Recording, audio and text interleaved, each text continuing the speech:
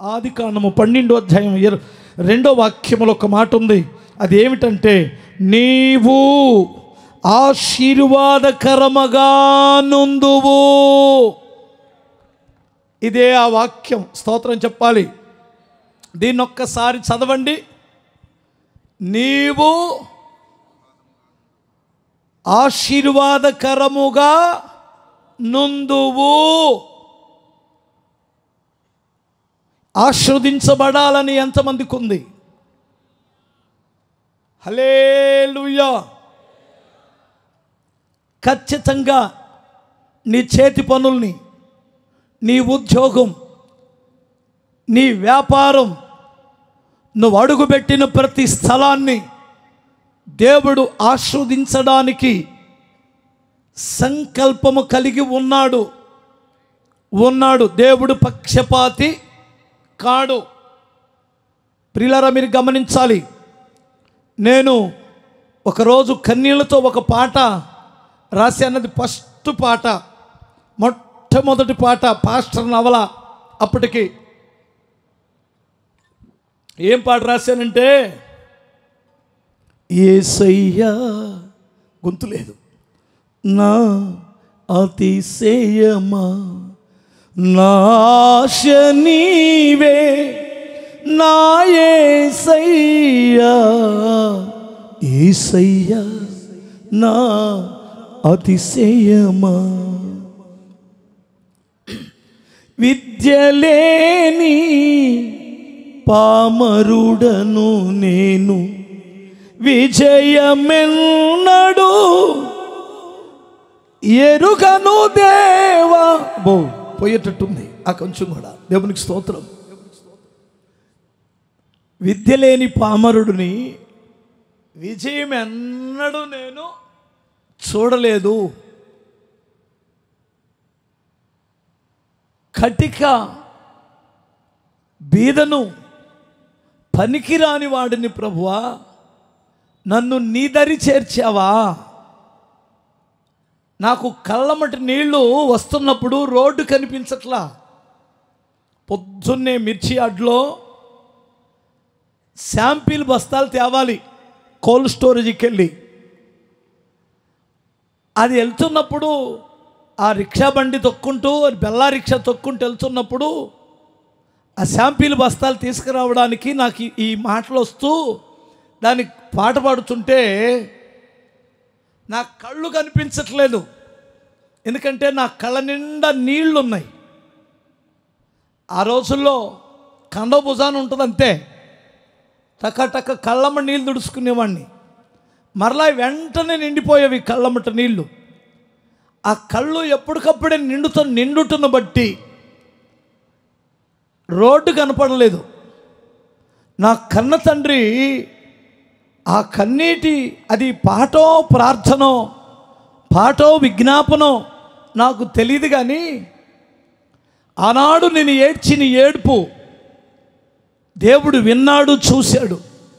ఇంకొక మాట మీకు జ్ఞాపకం చేస్తాను. కన్నీటి సందర్భాలు నా ఆశీర్వాదానికి కారణం దేవుడు నన్ను దీవించాడు, నిన్ను కూడా దీవిస్తాడని నేను నమ్ముతున్నాను. పొలం వేశాను, ఒక 5 ఎకరాలు పత్తి. నా ఎత్తు పెరిగింది పత్తి, ఒక్క కాయ లేదు. మీరు నమ్మండి, ఒక్క కాయ లేదు. అప్పుడు కప్పులు ఉన్నాయి. చివరగా మందు కొట్టాలి. అది 99, ఆ సంవత్సరం 1999. ఆ సంవత్సరం కానీ పండకపోతే నేను చావు తప్ప నాకు ఏరొకటి మార్గం లేదు మరలా. ఎందుకంటే మరలా చచ్చిపోవాల్సిందే. ఇప్పుడు మావాడు డేవిడ్, ఈడప్పుడుకు మారలా, బాగా లోకస్తుడిగా ఉన్నాడు. నేనేం కష్టాలు పడుతున్నానో, నేను ఏమి ఇబ్బందులు పడుతున్నానో వీడికి అసలు ఏమీ తెలియదు. వీడిని, మా అమ్మని, ఇద్దరిని పవర్ స్పేర్ తెలుసు కదా, ఈడేమో నీళ్లు మొయ్యాలి కుంటలో నుండి. చేలో కుంట ఒకటి ఉంటుంది, కుంటలో నుంచి నీళ్ళు తెస్తాడు. మా అమ్మేమో ఇంజిన్ ఎత్తిద్ది. నాకు ఇంజిన్ ఎత్తుకొని వెళ్ళాలి. అది చాలా నిడివి అన్నమాట. ఇప్పుడు ఇక్కడ నుంచి ఆ చివరి దాకా అంటే ఇంకా ఎక్కువే ఉంది. ఆ నిడివిలో ఆ దరికి వెళ్ళి ఈ దరికి రావాలి. అది అనే సౌండ్ వస్తుంది, ఎవరికి వినపడదు చుట్టుపక్కల. ఇక్కడ ఎత్తుకుంటాను, పెద్దగా ఏడుస్తాను. ఎందుకంటే ఆ సౌండ్లో నేను ఎంత పెద్దగా ఏడ్చినా మా అమ్మ వాళ్ళకి వినపడదని నా నమ్మకం. ఇక్కడికి రావడం, కన్నీళ్ళు తుడుచుకోవడం, మరలా పవర్ స్పేర్ ఎత్తుకోవడం, మరలా ఏడ్చుకుంటూ వెళ్ళడం ప్రార్థన. అది పెద్దగా ఎంతంటే నా శక్తికి మించి ఏడ్చుకుంటూ వెళ్ళేవాడిని. మరలా అటు నుంచి ఏడ్చుకుంటూ వచ్చేవాడిని. దగ్గరకు వచ్చింది అనగా మళ్ళీ ఆపి కళ్ళమ నీళ్ళు తుడుచుకునేవాడిని. నేనేమనుకుంటున్నానంటే ఆ తుప్పరులు నా కళ్ళల్లో పడి కన్నీళ్ళు వస్తున్నాయి, కళ్ళు ఎర్రగవుతున్నాయని మా అమ్మ అనుకుంటుందని నేను అనుకున్నాను. ఆల్రెడీ వీళ్ళిద్దరు గ్రహించారు.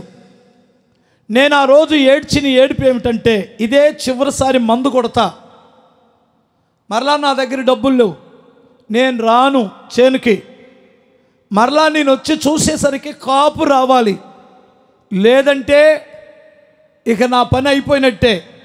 ఈ సంవత్సరంతో ఇది కానీ పండిన అప్పు తీరిపోతే నువ్వు నన్ను పిలుస్తున్నావు కదా, మరలా పొలమేను, స్తోత్రం చెప్పాలి, మరలా నేను వెన్ను తిరగను. ఇది ఆ ఏడుపులో ఉన్న ప్రార్థన. సరే, నేను అలా వెళ్ళి తిరిగి వచ్చేసరికి లాస్ట్లో అయిపోయిన తర్వాత మందు కొట్టాం, అయిపోయింది. ఆ డబ్బాలు కడుక్కుంటున్నప్పుడు మా అమ్మ అడిగింది, ఏందిరా అట్లా ఏడుస్తున్నావు అని అడిగింది. అర్థమైందా? స్తోత్రం చెప్పాలి. ఏందిరా అలాగే ఏడుస్తున్నావు అని అడిగింది. ఏం లేదులే అన్నాను. ఆ బాధ నాకు తెలుసు. నేను ఇంట్లో ఒక చేతగానేటువంటి వాడిని అయిపోయినప్పటికే, నిజంగా చెప్పాలంటే ఈడప్పటికి ఏదో గొర్రెల వ్యాపారం ఏదో చేస్తున్నాడు. ఈడు మా అమ్మ దృష్టిలో చాలా తెలివైనోడు. మా చిన్న తమ్ముడు నాకంటే కొంచెం ఎక్కువగానే డబ్బులు సంపాదిస్తున్నాడు యార్డుకెళ్ళి. నాకు ఒక పాప, ఒక బాబు. అప్పటికి పొద్దుగూకులు ఈ పొలం పరిచర్య, పాస్టర్ గారు ఎక్కడుంటే అక్కడికి వెళ్ళేవాడిని. రాజమండ్రి లారీ ఎక్కి వెళ్ళేవాడిని మీటింగులకి. ఎక్కడ మీటింగుల కంటే అక్కడికి వెళ్ళేవాడిని, మరలా యాడ్కి వచ్చేవాడిని. వేస్ట్ గాని నేను ఇప్పుడు ఇంట్లో. ఇప్పుడు పొలం మండలేదనుకో అవుట్. మన దగ్గర సరైన స్థితి లేకపోతే కొన్నిసార్లు మన ఇంటి వారు కూడా మనల్ని సాటుకెళ్ళి మన గురించి గుసగుసలాడతారు. ఇది నిజం, గమనించాలి. మన సక్సెస్సే అందరూ మనల్ని గౌరవించేటట్లు చేస్తుంది. నేను ఆ రోజు ఏడ్చిన ఏడుపుని దేవుడు విన్నాడు. 20 రోజుల వరకు నేను మరలా చేను వైపు వెళ్ళలేదు. 20 రోజుల తర్వాత బలవంతంగా ఒక్కరోజు కూడా చేనుకి వెళ్ళకుండా ఉండను. ఆ రోజు వెళ్ళాను. వెళ్ళేసరికి మీరు నమ్మండి, అది పొగతోట ఏగిలి పెరగడానికి ఎంత ఎత్తు పెరిగింది. ఒక్క కాపు రాలేదు. నేను అనుకున్నాను విత్తనాలు, ఎద విత్తనాలు, పనికిమాలిన విత్తనాలు దొరికినట్టున్నాయి, ఈ సంవత్సరం నా పని అయిపోయినట్టు అనుకున్నాను. కానీ దేవుడు నా కన్నీరు చూశారు కదా, ఆ చేలో నా కన్నీళ్లు పడ్డని కదా, దేవుడు కరుణామయుడు కదా. కింద నుండి తల వరకు విస్తారమైన కాపు వచ్చింది. 20 రోజుల తర్వాత వెళ్తే అంత గోడే. పత్తి పొలం వేసినోడికి తెలిసింది ఇది, ఈ భాష. స్తోత్రం చెప్పాలి. అంత గోడ వచ్చేసింది. నేనప్పుడు ఆశ్చర్యపోయాను. అయ్యో బాబా, దీన్ని విడిచిపెట్టేద్దాం అనుకున్నాను. ఇంత విస్తారమైన కాపు వచ్చిందని అప్పటి నుండి మరలా దాని మీద శ్రద్ధ మొదలుపెట్టాను. మీరు నమ్మండి, అది కాపుకు వచ్చేసరికి పడిపోయింది. పాయలు తొక్కినా గాలి ఆడట్లేదు. తీర్మానం చేసుకున్నాను కదా, పొలమేయడం పేకాట కుతి. ఒకదాన్ని ఉంచుకుంటే ఇక వెళ్ళకూడదు అనుకుంటాడు. మళ్ళీ నెల తర్వాత సిగ్గులేనాడు మళ్ళీ అక్కడికి వెళ్తాడు. వీళ్ళు ఎవడన్నా ఒకడా రెండొచ్చు, మళ్ళీ వెళ్తాడు. మళ్ళీ ఆ ఇంటి ముందు అటు ఇటు తిరుగుతుంటాడు సిగ్గులేనోడు. వెళ్ళకూడదు, అనుకుంటాడు. మరలా వెళ్తాడు 2 నెలల తర్వాత. ఈడు ఎంత సిగ్గులేనోడో, పొలం వేసేవాడు కూడా, రైతు కూడా అంత బానిస పొలానికి. అందుకనే ఎన్నప్పులైనా పొలం వేస్తూనే ఉంటాడు. మీకు అర్థమవుతుందా? అందుకనే బ్రతికిపోతున్నాం. పేకాటోడు ఎంత సిగ్గులేనోడో, రైతు కూడా అంత సిగ్గు తప్పి మరలా లాస్ వచ్చిన పొలం వేస్తాడు. మరలా నాకు 2000 సంవత్సరం వచ్చేసరికే మరలా కుతి పుడుతుంది. ఏం కుతి? పొలం వేయాలని కుతి. అప్పుడు ప్రభు మాట్లాడాడు, నేను ఆ పొలం వేసాను, అప్పు కట్టేశాను, రూపాయి బిల్లు అప్పు లేదు. దేవుడు నన్ను కరెక్ట్ అయిన టయానికి పిలిస్తే వచ్చాను సేవకి. స్తోత్రం చెప్పాలి. ప్రియులారా, మీరు గమనించాలి. నేను ఎందుకంటున్నానంటే, నీవు ఆశీర్వాదకరముగా ఉంటావు. నేను ఎందుకు ఈ యొక్క సంగతి అంతా చెబుతున్నానంటే, మీలో నాలాగే సామాన్యమైన స్థితిలో ఉన్నటువంటి వారు చాలామంది ఉన్నారు. నేను కూడా ఒక సామాన్యమైన అట్టడుగులో నుండే దేవుడు నన్ను పైకి లేపాడు. నాకు మీరనుకున్నంతగా తెలివి లేదు, మీరనుకున్నంత జ్ఞానము లేదు, మీరనుకున్నంత టాలెంట్లు లేవు, వాక్చాతుర్యాలు లేవు. ఒకవేళ నేను ఏదైనా మీ దృష్టిలో దీవించబడ్డాను అంటే, ఇది దేవుని యొక్క సర్వశక్తి, ఆయన ప్రభావం కనిపిస్తుందని అర్థం. ఆయన శక్తికి చూసినది. ఈ రాత్రి నువ్వు ఎలాంటి దరిద్రతలో వచ్చావో, నాకంటే దుఃఖంలో ఉన్నావేమో, నాకంటే అవమాన స్థితిలో ఉన్నావేమో, నాకంటే సక్సెస్ అవ్వని స్థితిలో ఉన్నావేమో, దేవుడు నిన్ను పైకి లేపడానికి దేవుడు ఏమంటున్నాడంటే, నీవు ఆశీర్వాదకరముగా ఉందువు. ఇది వాగ్దానం. రాసి పెట్టుకో, బిగ్గరగా స్తోత్రం చెప్పాలి. నీ బైబిల్లో రాయి, దేవుడు నిన్ను ఆశీర్వదించబోతున్నాడు. కానీ నేను ఎప్పుడైనా షరతులు లేకుండా ఒక్క వాగ్దానాన్ని కూడా బైబిల్లో చూడలేదు. నేను ఇప్పుడు మిమ్మల్ని మూఢనమ్మకాలతో పంపించను. ఇదిగో అక్కడికి వెళ్ళి భోజనం చేస్తే మీకు ఆశీర్వాదం వచ్చిందని అబద్ధపు మాటలు నేను చెప్పను. మీకు అర్థమవుతుందా? అక్కడికి వెళ్ళి భోజనం చేసి వెళ్ళండి, ఆ భోజనం వలన మీకు ఆశీర్వాదం వచ్చిందని అబద్ధాలు నేను చెప్పను. ఇక్కడ నేను ఒక కచ్చీబులు ముఠా పెట్టాను, అది కొనుక్కొని వెళ్ళండి, ఇక నుంచి మీరు ఆశీర్వదించబడతారని నేను అబద్ధాలు చెప్పను. అది అబద్ధం. అది మరలా తిరిగి మిమ్మల్ని మూఢనమ్మకాల వైపు నడిపిస్తుంది, మరలా మిమ్మల్ని వాక్యానికి వ్యతిరేకంగా చేస్తుంది. ఒకప్పుడు విగ్రహారాధన నుంచి వచ్చాం, మరలా తిరిగి నిన్ను విగ్రహారాధనలకు నడిపించే మూర్ఖత్వం, స్వార్థం కొరకు, వ్యాపారము కొరకు. ఇప్పుడు నేను మీకు చెప్పే మాట జాగ్రత్తగా వినండి. ఎంతమందికి ఆశీర్వాదకరముగా దేవుని సన్నిధిలో దేవుని చేత ఆశీర్వదించబడి ఆశీర్వాదకరమైన వ్యక్తిగా ఉండాలని కోరుకుంటున్నారు? ఒక్క మాట చెప్పనా? చాలామంది మనోళ్ళు అమ్ముతున్నారుగా, కచ్చీపులు అమ్ముతున్నారా? అందులో ఆశీర్వాదం ఉందని. అభిషేక తైలం అని, అదేంటి హోమియోపతి బాటిల్లో ఉన్నాయి కదా, ఆ బాటిల్లో నూనె పోసి అమ్ముతున్నారు కదా ఆశీర్వాదం అని. నేను వారిని విమర్శించే అవసరం నాకు లేదు, కానీ వాళ్ళు చెబుతున్నారు ఇందులో అభిషేక తైలం ఉంది, అది ఆశీర్వాదం అని. నేనేమంటానో తెలుసా? ఈ రాత్రి దేవుడే నిన్ను ఒక అభిషేకముతో నింపితే నీవు ఆశీర్వాదకరంగా మారాలి. మీకు ఎంతమందికి అర్థమైంది ఇది? యోసేపు అడుగుపెట్టిన ప్రతి స్థలాన్ని దేవుడు ఏం చేశాడు? ఆశీర్వదించాడు. యాకోబు అడుగు పెడితే దేవుడు ఏం చేశాడు? ఆశీర్వదించాడు. యాకోబు పనివాడే, పాలేరే, అతని ద్వారా ఆశీర్వాదం వచ్చింది. యోసేపు బానిసే, అతని ద్వారా ఆశీర్వాదం వచ్చింది. అంటే ఒక చిన్నవాడి ద్వారా, ఒక బానిస ద్వారా పోతిఫర్ ఇంటిని దేవుడు ఆశీర్వదించాడట. అసలు ఆశీర్వాదం తన నోటిలో ఉంది, తన చేతిలో ఉంది, తను అడుగుపెట్టిన స్థలములలో ఉంది. ఎందుకంటే ఆయనే ఆశీర్వాదముతో నిండినవాడు. కొట్టాలి. నువ్వు ఒక యోసేపులాగా ఉండాలి. కానీ మరి ఎందుకు లేవు? దేవుడు పక్షపాత? దేవుడు అదృష్టాన్ని బట్టి ఆశీర్వాదం ఇస్తాడా? అదృష్టాన్ని బట్టి ఆశీర్వాదం ఇవ్వడు. నేను నమ్ముతున్నాను, ప్రతి ఒక్కడు ఆయన దృష్టిలో సమానమే. తనను ఎందరు అంగీకరించెదరో వారందరికీ దేవుని కుమారులగుటకు ఆయన అధికారము ఇచ్చాడు. నువ్వు కొడుకువే, నేను కొడుకునే. దేవునికి స్తోత్రం చెప్పాలి. కాకపోతే మరి ఎందుకు దేవుడు ఆ ఐశ్వర్యవంతుడైన తండ్రి ఇవ్వాల్సిన దీవెన ఒకడికి ఇస్తాడు, ఒకడికి ఎందుకు ఇవ్వలేకపోతున్నాడు? మా నాన్న నాకు 1000 రూపాయలు ఇస్తే ఆ 1000 రూపాయలు నేను మహా అంటే ఒక 100 రూపాయలు టిఫిన్ చేసి జోబులో పెట్టుకుంటా.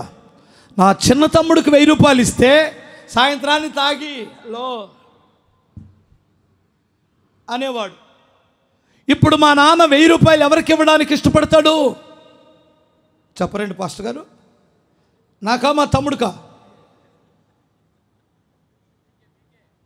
అంటే మా తమ్ముడి మీద ప్రేమ లేదా? మరి ఎందుకు ఇవ్వట్లేదు? వీడికి సద్వినియోగం చేసుకోవడం చేత కావట్లేదు. 1000 రూపాయలు ఇచ్చిన అరగంట కనపడ్డాడు, అక్కడ మళ్ళీ వస్తానంటాడు. హల్లెలూయా. సాయంత్రానికి కళ్ళు ఇంత లోతు పెక్కిపోయి ఏంటి అని వస్తాడాడు. అందుకని మా నాన్నకి ధైర్యం సారిపోవట్లేదు. ఇప్పుడు కొంచెం క్లారిటీ వచ్చింది కదూ. ఇప్పుడు చెబుతాను వినండి. నీవు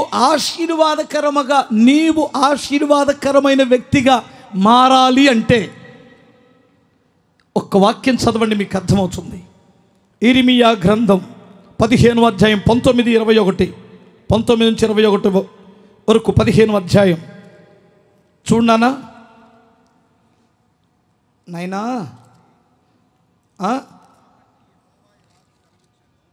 ఇట్రా ఇక్కడ కూర్చో, తగ్గించుకొని దగ్గరగా ఉంటుంది, నాకు వినపడిద్ది.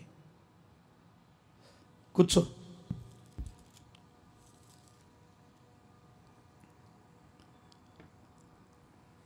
కాబట్టి అదేనా కాబట్టి యెహోవా ఇలాగు సెలవిచ్చెను, నీవు నా తట్టు తిరిగిన ఎడల నీవు నా సన్నిధిని నిలబడినట్లు నేను నిన్ను తిరిగి రప్పింతును. ఏవి నీచములో ఏవి ఘనమైనవో నీవు గుర్తుపట్టిన ఎడల నీవు నా నోటి వలె ఉందువు. వారు నీ తట్టు తిరగవలెను గాని నీవు వారి తట్టు తిరగకూడదు.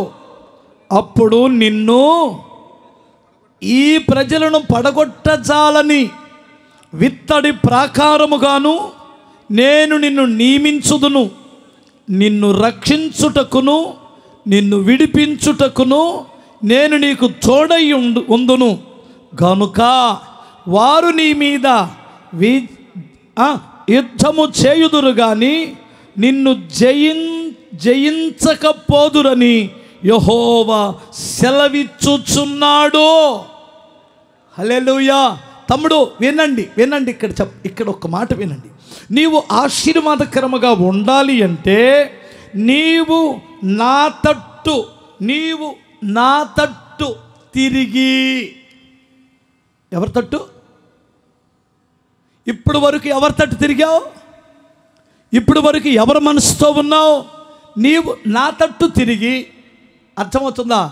తిరిగిన తర్వాత ఏది ఘనమైనవో ఏవి ఘనహీనమైనవో ఏవి శ్రేష్టమైనవో ఏవి పాడైనటువంటివో ఈ రెండింటికి వ్యత్యాసమును గ్రహిస్తే అప్పుడు నేను నీకు తోడై ఉండి, స్తోత్రం చెప్పాలి. నేనే ఇప్పుడు ఆయన పాల్గొంటున్నాడు. నేను నీకు తోడై ఉండి నిన్ను విమోచించి నీకు జయ జీవితం ఇస్తాను అంటున్నాడు. తమ్ముడు అర్థమవుతుందా మీకు? అసలు నీ ముఖం ఎవరి వైపు ఉంది ఇప్పుడు? హల్లెలూయా.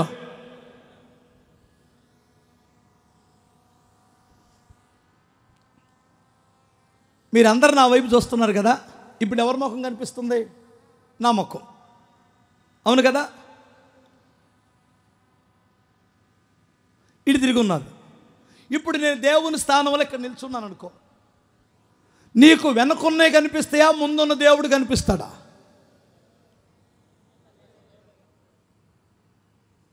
వెనకున్న ఏమి కనిపించవు కదా. ఇక అదే పౌలు అన్నాడు, వెనుకున్న వాటిని ఇక మర్చిపోయాను, ముందున్న వాటి కొరకు నేను పరిగెడుతున్నాను. ఇప్పటి వరకు వెనుకున్న వాటి కొరకు ఆలోచించావు, అర్థమవుతుందా? నీ పాపిష్టి వాటి కొరకే ఆలోచించావు. ఇప్పటి వరకు నువ్వు చెయ్యరాని పూజలు చేసావు, తిరగరాని స్థలాలలో తిరిగావు, చెయ్యరాని పనులు చేసావు. ఇప్పటి వరకు నీ కళ్ళ ముందు అదే కనిపిస్తుంది, నిద్రపోయిన అదే కళలో కదా. నీ స్క్రీన్ మీద ఎవరిని పెట్టుకున్నా? నీ వాట్సాప్లు ఎవరో సీక్రెట్ లాకేసావుగా. కళ్ళు మూసినా కళ్ళు తెరిసినా అసలు నీ మనసులో లేవగానే ఎవరు గుర్తొస్తున్నారు?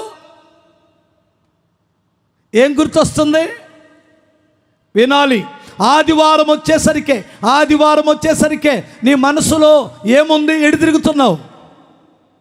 అర్థమవుతుందా? ఆదివారం వచ్చేసరికే బాబాయ్ ఎడను మామా 2 బాటిల్ తీసుకోండి. సోడాలు తీసుకున్నారా? కార్గో అన్నది ఏంటంటే పేరేంట్రా? ఏంటది? కిల్ని కాకుండా అదేదో ఉంటుంది అబ్బాయి, బిస్లరీ, సోడా. కార్గో కాదు, సోడాలు తీసుకున్నావా? ఎటు వెళ్దాం? అటు మొన్న బాగా ఇటు వెళ్దాం పద. అటు సుబాని హోటల్కి వెళ్ళాడా? ఆదివారం వచ్చి రే చేపలు తీసుకోమని 2 చేపలు తీసుకో. ఆదివారం వచ్చేసరికే నీ స్థితి మారాలి, నీ ఆలోచన మారాలి. ఇప్పుడు ఏం చేయాలంటే ఆదివారం వచ్చేసరికే తలాపైకి స్నానం చేసి, గడ్డం చేసుకొని తలాపైకి స్నానం చేసి, స్నానం చేయవే, రెడీ అవు, పిల్లలు రెడీ అవ్వండి, చర్చికి వెళ్ళిపోదాం.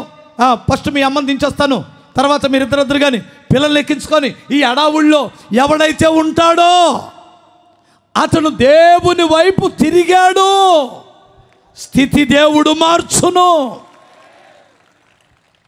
హల్లెలూయా. ఘనమైన దానికి ఘనహీనమైన దానికి నువ్వు తేడా తెలుసుకో.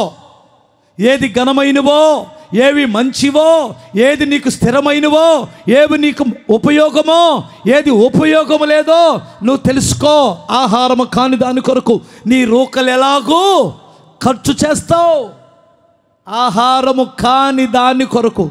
ఇందాక ఒక అబ్బాయి నా కంట్లోనే పడ్డాడు, పడక స్తోత్రం చెప్పాలి. నేను అటు నుంచి వస్తున్నాను, వైట్ అండ్ వైట్ వేసుకున్నాడు, కుతి వచ్చినట్టుంది, సిగరెట్ కుతి. అటు వెళ్ళి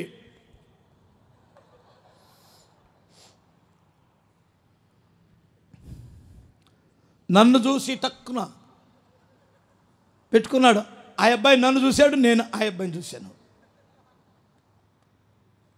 ఎవరి కంట్లో పడకూడదు, నా కంట్లోనే పడాలా ఇప్పుడు మీకు చెప్పడానికి? మీకు అర్థమైందా? కంట్లో పడ్డాడు. ఆహారము కాని దాని కొరకు ఎందుకు నీ డబ్బులు తగలబెడుతున్నావు? బెట్టింగ్లు ఎంతమంది కడుతున్నావు? ఏది మంచిదో ఏది చెడ్డదో నీకు అర్థమైందా? విష్ణు చెప్పమంటావా? వద్దా? చెప్పకపోతే వద్దంటే చెప్పను, చెప్పమంటే చెబుతా. చెప్పమంటావా? చెప్పంటా వద్దంటా? ఓకే, పర్మిషన్ తీసుకొని చెబుతున్నా. స్తోత్రం చెప్పాలి ఒకసారి. కమ్మడి జాబు ఆ అబ్బాయికి. చక్కగా ఆ కరెంటు, ఈ వేస్ట్ దాంట్లో కరెంటు ఆఫీసు, అదే కరెంటు ఫ్యాక్టరీ ఉంది కదా, అందులో మంచి జాబ్ ఉంది. వాళ్ళ ఆవిడ ఊరికి పోనిచ్చి కుర్రోడు సరదాగా అక్కడ క్రికెట్ ఆడే వాళ్ళ దగ్గరికి వెళ్ళి కూర్చున్నాడు. వాళ్ళల్లా వాడు వచ్చి, అన్న ఇది ఏందో యాప్ చూపించాడంట. అందులోనే కదా, సెల్లోనే కదా ఆడావు. సెల్లో చూశాడు. 70 ఏళ్ళు ఉన్నాయి ఈ అబ్బాయి దగ్గర. 70 ఏళ్ళు అరగంటలో పోయినాయి. సరే, పోయిన తర్వాత తిమ్మిరి అనిగించుకున్నాడు, ఇంక మెలకుండా ఇంటికి రావాలా? ఆహా, పలుకుబడి ఉంది కాబట్టి ఇంకొక ఆమె దగ్గరికి 1,50,000 తీసుకున్నాడు. మరలా వస్తే ఈసారి పోయి 70,000కి మరలా 70,000 సంపాదించాలని 1,50,000 పోయినాయి. ఇప్పుడు ఎంత పోయినాయి? 2,20,000 పోయినాయి. ఇప్పుడు భార్య వస్తే ఏం చెప్పాలి? మరలా ఎంతో చేశాడు. అడు చేసి ఇటు చేసి 6 లక్షలకి వెళ్ళిపోయాడండి. భక్తి కలిగిన బిడ్డే, మంచివాడు, ఏ త్రాగుడు లేడు, ఏ వ్యభిచారం అలవాటులు లేవు, ఎవరిని మోసం చేసేవాడు కాదు. బెట్టింగు, సెల్ ఫోన్లో ఆడిన ఆట 6 లక్షలకు దిగిపోయి, ఏమండి ఇప్పుడు ఏం చేయాలి అర్థం కాక ఆ అప్పులో అడిగి 10 రూపాయల వడ్డీకి తీసుకొచ్చి పెట్టాడు. 1 రూపాయి, 2 రూపాయలు, 3 రూపాయలు కాదు.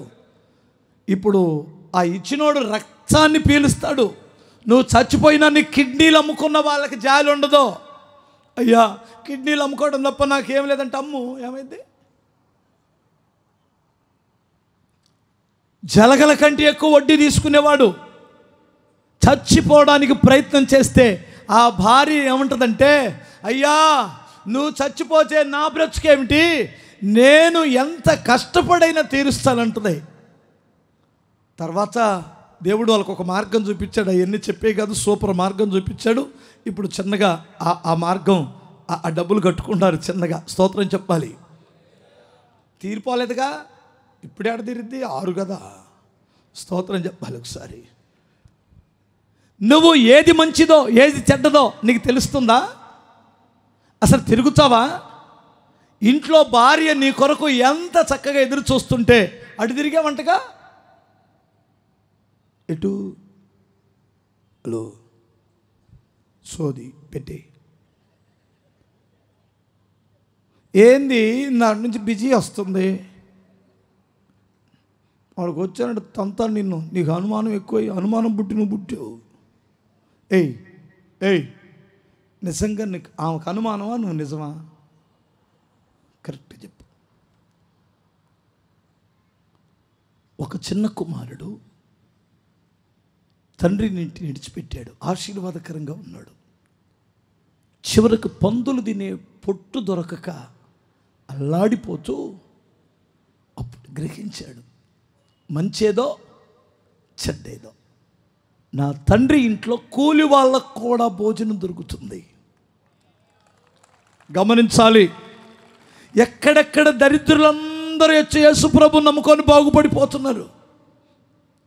ఎక్కడెక్కడ పనికిరానోడు రోగిష్టోళ్ళందరూ ప్రభువు నమ్ముకొని బాగుపడిపోతున్నారు. శాపగ్రస్తులందరూ బాగుపడిపోతున్నారు. శాపం ఆశీర్వాదకరంగా యేసు మార్చేస్తున్నాడు. నేను మా అమ్మమ్మ మా నానమ్మ చిన్నప్పుడు చర్చికి తీసుకెళ్ళి నాకు పేరు పెట్టించింది చర్చిలో. నేనేంటి ఇంత భ్రష్టుడిని అయిపోయాను? మా నానమ్మ మా అమ్మ ఒక గొప్ప దైవజనుడి దగ్గర తీసుకెళ్ళి నాకు పేరు పెట్టించిందంట. నాకు అన్నప్రసన్న చేసింది కూడా అక్కడేనంట.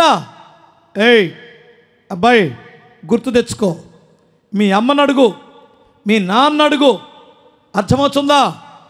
నిన్ను అక్కడికే తీసుకెళ్ళి పెంచారు. చిన్నప్పుడు పాస్టర్ గారి దగ్గరికి వెళ్ళేవాడు బట, నువ్వు సండే స్కూల్కి వెళ్ళేవాడు బట. ఈ మధ్య కాలంలో నీవు మంచికి చెడ్డకి తెలివితేటలు లేక దేవుని సన్నిధిని విడిచి ఇన్ని సమస్యల్లో కూరుకుపోయావు, ఇన్ని కష్టాలు పాలయ్యావు, ఇంత దుఃఖము నిన్ను వెంటాడుతుంది, ఇంత దరిద్రం వెంటాడుతుంది. ప్రియులారా మీరు గమనించాలి. అతను అన్నాడు, కూలివాడికి భోజనం దొరుకుతుంటే నేను కొడుకునయ్యుండి ఎందుకు పందులు తినే పొట్టు తింటున్నాను? నేను తినేది మనుషులు తినేది కాదు, పందులు తినేదాన్ని తింటున్నాను. నేను వింటున్నది పందులు తినేది. వాక్యము మంచి భోజనం అయితే నువ్వు వింటున్న చండాలపది, నీ చెవులోకి వెళ్తున్న చండాలపది అది పందులు తినేటువంటిది. నీ లోపల ఉన్న సబ్జెక్టు పందులు తినేటువంటిది. నువ్వు వింటున్న పాడైనటువంటిది పందులు తినేటువంటిది. ఇప్పుడు చాలామందికి ఈ రంది పట్టింది. ఈ యూట్యూబ్లో ఈ చెత్తగాళ్ళందరూ యేసు ప్రభువు మీద రకరకాలుగా కామెంట్స్ చేస్తున్నారుగా, బైబిల్ మీద. దాని మీద ఇంట్రెస్ట్ చూపిస్తావా? అది పంది. ఆ పంది దగ్గర పంది తినే సబ్జెక్టే ఉంటుంది. నువ్వు దాన్ని తింటావా? నా తండ్రి ఇంట్లో మంచి భోజనం ఉంది, మంచి సబ్జెక్ట్ ఉంది, మంచి ఆశీర్వాదం ఉంది, మంచి జ్ఞానం ఉంది, మంచి ఐశ్వర్యం ఉంది. నేను ఆయనకు దూరం అయ్యి ఇంత భ్రష్టుడనైపోయాను. నేను ఇప్పుడు నా తండ్రి వైపు తిరగాలి అనుకున్నాడు. ఈ రాత్రి నేను మీకు మనవి చేస్తున్నాను. ఈరోజు ఆదివారం కదా, రేపు ఆదివారం నుంచి ప్రభు వైపు తిరుగుతావా? తెల్లరగట్లేసి ప్రభు సన్నిధిలో మోకరిస్తావా? నీ స్థితిని దేవుడు మారుస్తాడు. ఎబ్బేసు దేవుని సన్నిధిలో మొర్రపెట్టాడట. ఎందుకు నా సహోదరుల కంటే నేను దరిద్రుని అయిపోయాను, వేదన పుత్రుడిగా మారాను, ఏంటి నా స్థితి? దేవుడు సర్వశక్తి గలవాడు, ఆయన నీ స్థితిని మార్చగలడు. అప్పుడు అంటాడు, నేను నీకు తోడై ఉంటా. నువ్వు నా వైపు తిరుగుతావు కదా, నేనేం చేస్తాను? నీకు తోడై ఉంటాను, నీకు తోడై ఉంటాను. తోడుండి నేనేం చేస్తానంటే నిన్ను విమోచిస్తాను. ఎందులో నుండి? త్రాగుడు నుండి విమోచిస్తా, పేకాట నుండి విమోచిస్తా, బెట్టింగుల నుండి విమోచిస్తా, గంజాయి నుండి విమోచిస్తా, నీ యొక్క వ్యభిచార బంధకాలలో ఉంటే దాని నుండి విమోచిస్తా, లోకము నుండి విమోచిస్తా. విమోచించిన తర్వాత జై జీవితం ఇస్తా. గుర్తుపెట్టుకోండి, ఎప్పుడు నువ్వు దేవుని వైపు తిరిగితే దేవుడు నీకు తోడై ఉండి నిన్ను విమోచించి, ఆ మనుష్యుడికి దేవుడు తోడై ఉన్నాడు కనుక అతడు క్రమక్రమముగా అభివృద్ధి చెందాడు. దేవుడు నీకు తోడు కావాలని ఎంతమంది కోరుకుంటున్నారు? దేవుడికి తోడుంటే నీ ముందు ఎర్ర సముద్రం కూడా ఆగదు, పాయలైపోయింది. దేవుడు నీకు తోడుంటే చెరసాలలో నుంచి సింహాసనం ఎక్కించిన దేవుడు యోసేపుని, దేవుడు నిన్ను ఎక్కించగలడు ఉన్నత స్థితికి. దేవుడు నీకు తోడుంటే నీ ముందున్న గొలియాతు లాంటి సమస్యలను ఒక్క దెబ్బకే కోల్చగలవు. నువ్వు దేవుని వైపు తిరగలవా? నేను ఇన్ని మాటలు చెబుతున్నటువంటి నేను అంతకుముందు మామూలు అనుకున్నావా? నేను కూడా వేయాల్సిన నాటకాలన్నీ వేసాను. దేవుని వైపు తిరిగిన తర్వాత స్థితి మారింది. హల్లెలూయా. నీవు ఆశీర్వాదకరంగా ఉండాలంటే దేవుని వైపు తిరగాలి. పోతే ఒక్క మాట అడుగుతాను మిమ్మల్ని, కుటుంబము లేనటువంటి సింగిల్ వాళ్ళు ఎవరైనా ఉంటే చేతులు ఎత్తండి. నేను సింగిల్. ఎత్తో. పెళ్ళి కాలేదా? అమ్మా నాన్న లేరా?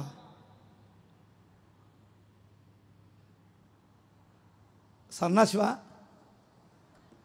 అమ్మా నాన్న ఉన్నారుగా, మరి కుటుంబం లేనట్టు పిచ్చోడా? చేత్తావు.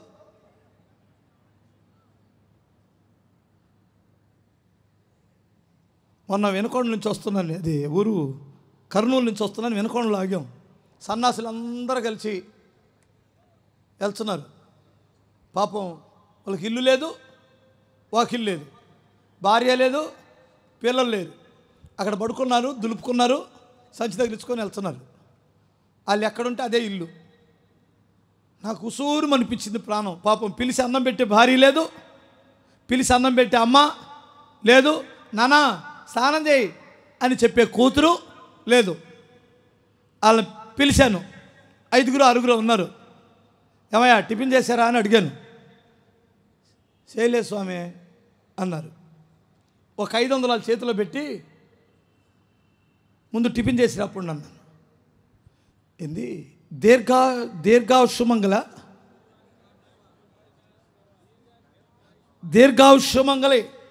అని నన్ను ఆశీర్వదించారు. సరే నీ దగ్గర అది లేదులే కానీ నువ్వు వెళ్ళి తిని రాపో అన్నాను. స్తోత్రం చెప్పాలి. మీకు అర్థమవుతుందా?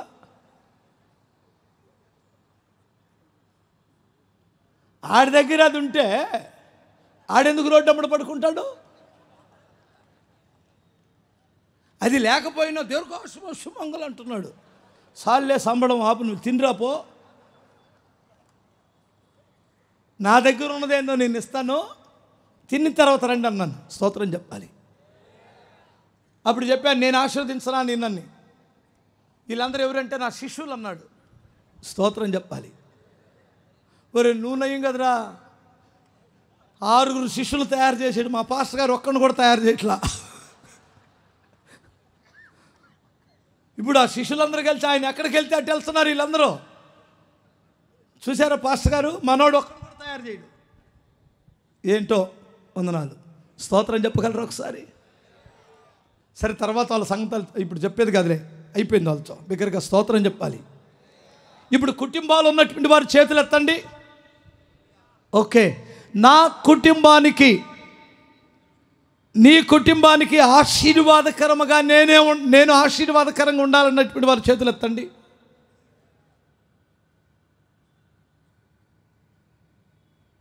నిజంగానా? హల్లెలూయా చెప్పగలరా? అసలు నువ్వు వచ్చిన వెంటనే నీ భార్య పిల్లలు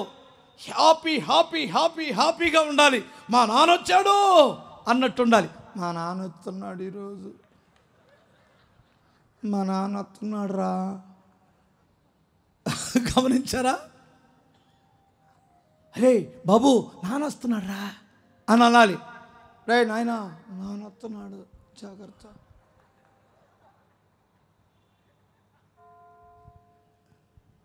స్తోత్రం చెప్పగలరా? నువ్వు ఆశీర్వాదకరంగా ఉండాలి అంటే 128వ కీర్తనలో ఒక మాట ఉంది. యెహోవా యందు భయభక్తులు కలిగి ఆయన త్రోవల యందు నడుచువారు ధన్యులు. ఎవరి త్రోవలో? ఇప్పుడు నువ్వు దేవుని వైపు తిరగాలి. తిరిగిన నీవు ఏ మార్గములో నడవాలి? ఆయన మార్గములో నడవాలి. ఆ మార్గమే నేనే మార్గము, సత్యము, జీవం. ఇప్పుడు యేసయ్య మార్గములో నడవాలి. స్తోత్రం చెప్పాలి. ఎంతమందికి అర్థమవుతుంది? చాలామంది యేసు వైపు తిరగడానికే తిరుగుతున్నారు, కానీ వారి సొంత మార్గాల్లో వెళ్ళిపోతున్నారు. వారి ఇష్టం వచ్చిన మార్గాల్లో వెళ్తున్నారు.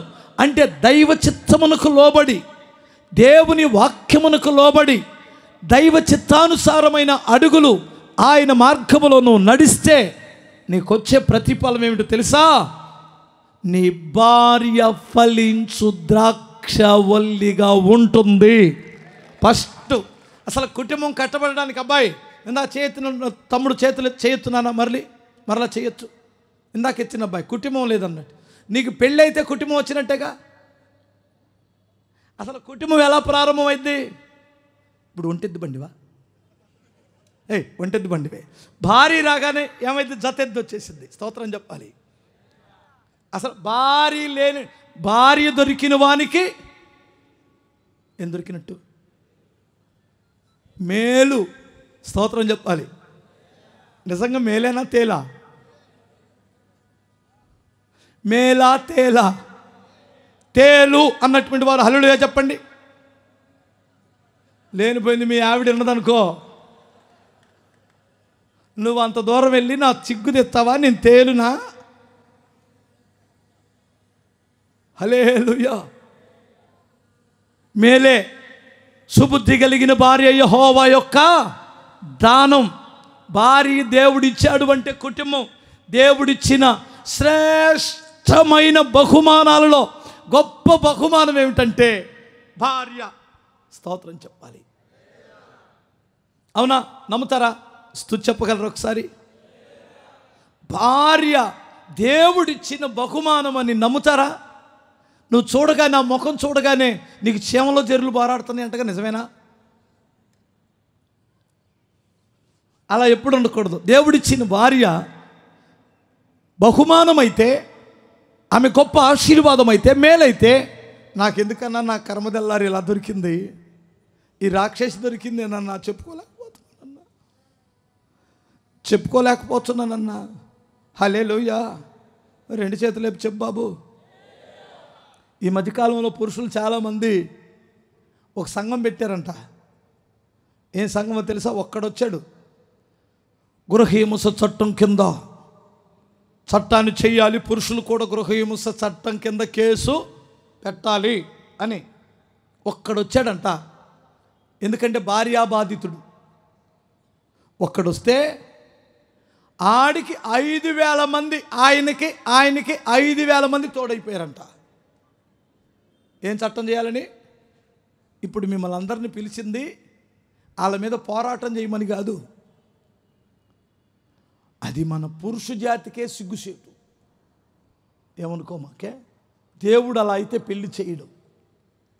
ఇప్పుడు భార్య ఫలించే ద్రాక్షవల్లి అంటే దాని అర్థం ఏమిటంటే, ఫలించే ద్రాక్షవల్లి ఫలం ఇస్తుందని అందులోనే ఉంది. ఏమిస్తుంది చెప్పండి? ఫలం. ఫలము అంటే ప్రేమ, సంతోషము, సమాధానం, దీర్ఘశాంతము, దయాళత్వము, మంచితనం, విశ్వాసము, సాత్వికము, ఆశ, నిగ్రహం. నీ భార్య నీకు ప్రేమ పంచేది, నీ భార్య నీకు మేలు, నీ భార్య నీకు సంతృప్తినిచ్చేటువంటిది. ఇంకా చెప్పనా, నీ భార్య ఫలించే ద్రాక్షవల్లి అంటే వృద్ధి చెందిస్తుంది.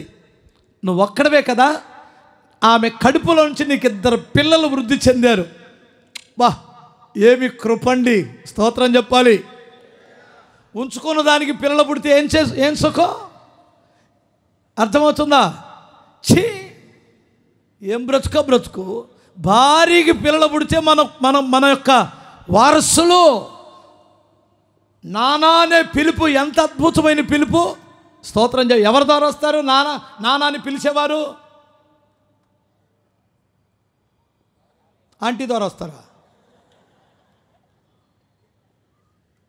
నానాని పిలిచేవాడు ఎవరి ద్వారా వస్తారా? మరి ఈడు పనికి మాలినాడు ఆంటీ అని తిరుగుతాడేంటి? బుర్ర తక్కువడు. తాగలేవా నాశనం అవ్వడానికి? నీకు వారసుడును కనిచ్చే తల్లి. ఇంకా చెప్పనా, ద్రాక్షరసం మత్తునిస్తుంది, సంతోషాన్ని ఇస్తుంది.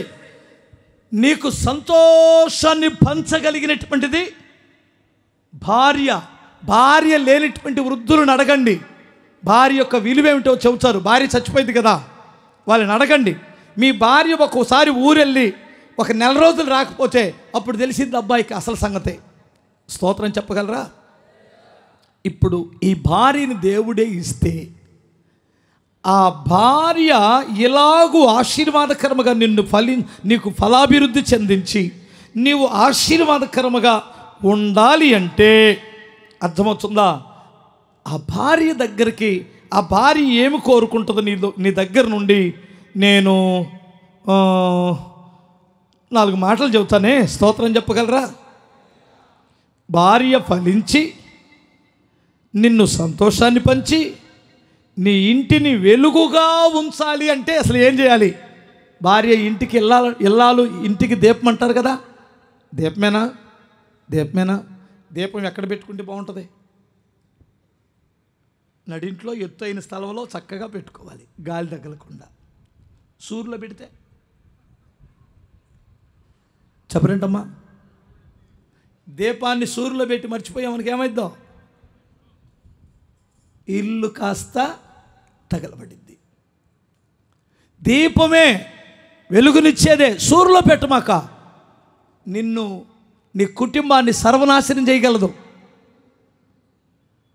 ఎందుకంటే దేవుడు భార్యనిచ్చింది నీకు ఆశీర్వాదకరముగా మారడానికి. కొంతమంది ఎక్కడ పెట్టాలో అర్థం కాక ఆ దీపాన్ని తగలబెట్టేసుకున్నారు జీవితాలని. జాగ్రత్త. ఇప్పుడు నేను మీకు చెప్పాలనుకున్న మంచి 4 విషయాలు చెబుతాను భార్య విషయంలో వస్తే. హల్లెలూయా. భార్య నీ హృదయం నుంచి ఏం కోరుకుంటుందంటే, ఫస్ట్ దేవుని తర్వాత నీ భార్యకి ప్రధాన స్థానం భార్యకే ఇవ్వాలి. పాస్టర్ గారు నేను చెప్పింది నిజం కదా? దేవుని తర్వాత ఫస్ట్ స్థానం ఎవరికి ఇవ్వాలి?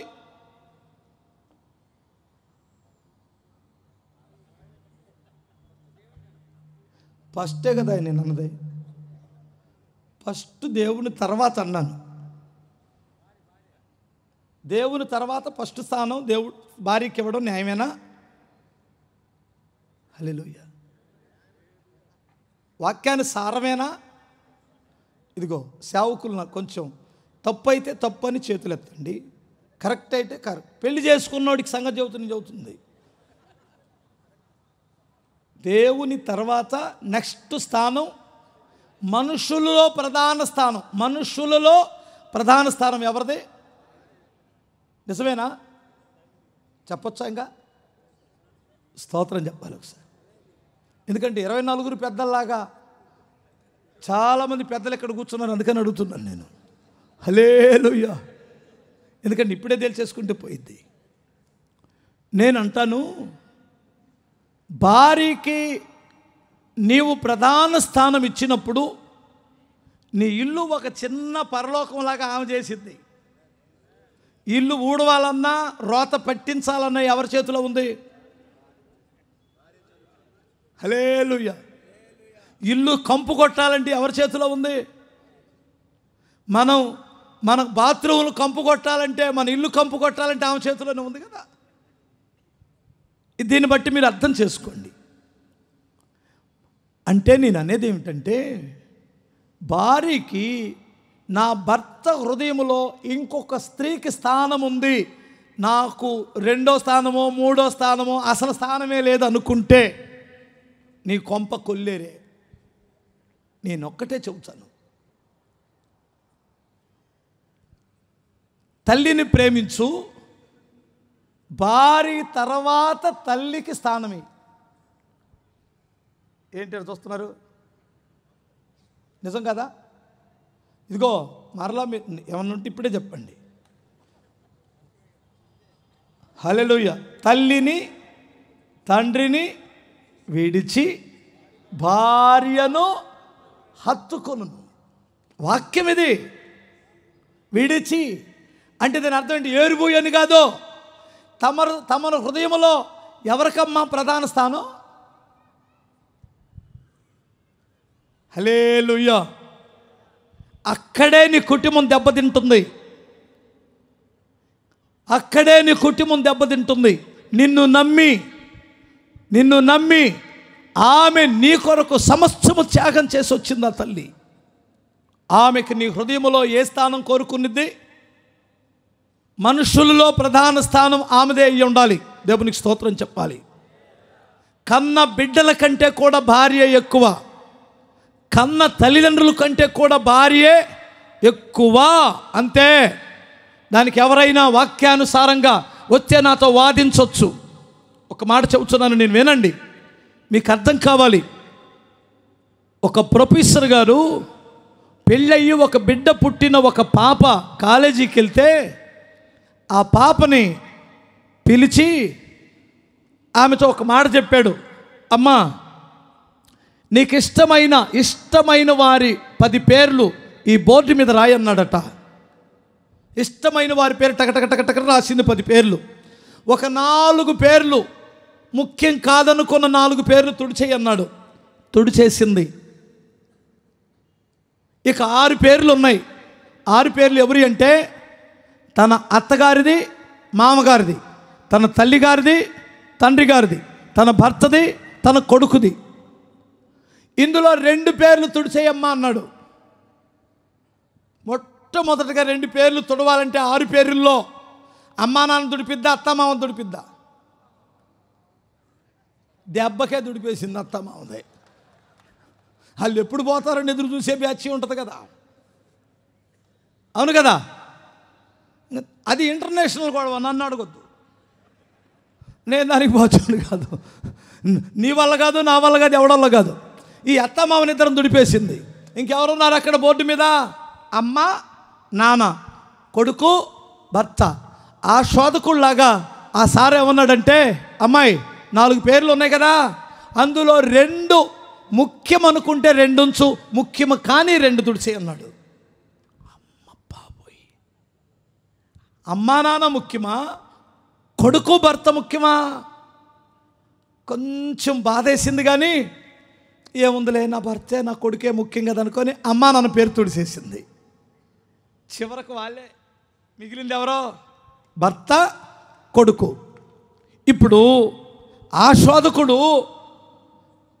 ఇందులో 2 పేర్లు ఉన్నాయి కదా తల్లి, ఒక్క పేరే ఉంచు, ఒక్కడు తుడిపోయి అన్నాడు.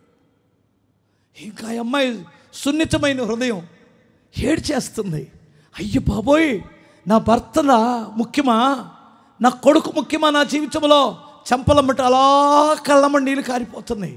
భర్త లేకపోతే భర్తే తన జీవితం, కొడుకే తన జీవితం. మరి ఇప్పుడు ఎవరు ముఖ్యం? ఒక్క నిమిషం ఏడ్చుకొని కళ్ళమ్మ నీళ్ళు తుడుచుకొని కొడుకు పేరు తుడిపేసింది. అందరూ సైలెంట్ అయిపోయారు. అప్పుడు ఆ సార్ అడిగాడు, అమ్మా పాప, ఏంటి నాకు చిత్రంగా ఉంది, కన్నవారు ముఖ్యం కాదనుకున్నావు, సరిపోని కడుపును పుట్టినవాడు కూడా నీ జీవితంలో ముఖ్యం కాదనుకున్నావు. మధ్యలో వచ్చినటువంటి వాడు భర్త నీకు ఎలా ముఖ్యమయ్యాడు అని అడిగాడు. అప్పుడు ఆ అమ్మాయి చెప్పిన మాట ఏమిటి, సార్ మా అమ్మ నాన్న నన్ను ఒక 25 ఏళ్ళు పెంచి ఒక 5 చేతులు పెట్టారు. నేను నా కొడుకును ఒక 25 ఏళ్ళు పెంచి ఒక అమ్మ చేతికి ఇవ్వాలి. వాళ్ళు తిప్పలాలు పడతారు, ఏ ఊరు వెళ్తారో ఎక్కడ బ్రతుకుతారో. అయిపోయింది.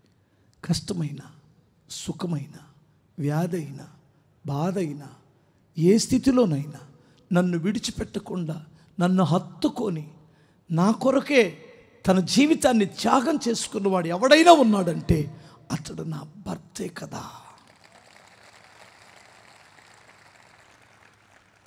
ఆయనే నాకు ముఖ్యం. అమ్మా నాన్న ముఖ్యం కాదు, కడుపును పుట్టినవారు ముఖ్యం కాదు, నాకు ముఖ్యము నా భర్తే అని చెప్పిందట. అంటే ఒక స్త్రీ హృదయంలో ముఖ్యమైన వ్యక్తి ఎవరో? నీ హృదయంలో ముఖ్యమైన వ్యక్తి ఎవరో?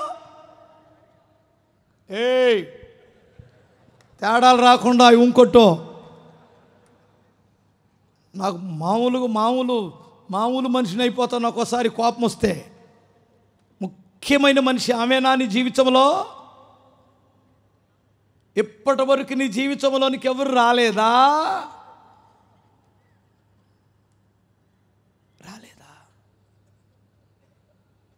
ట్రై చేసావు కానీ ఎవరు అనుమతించలేదా?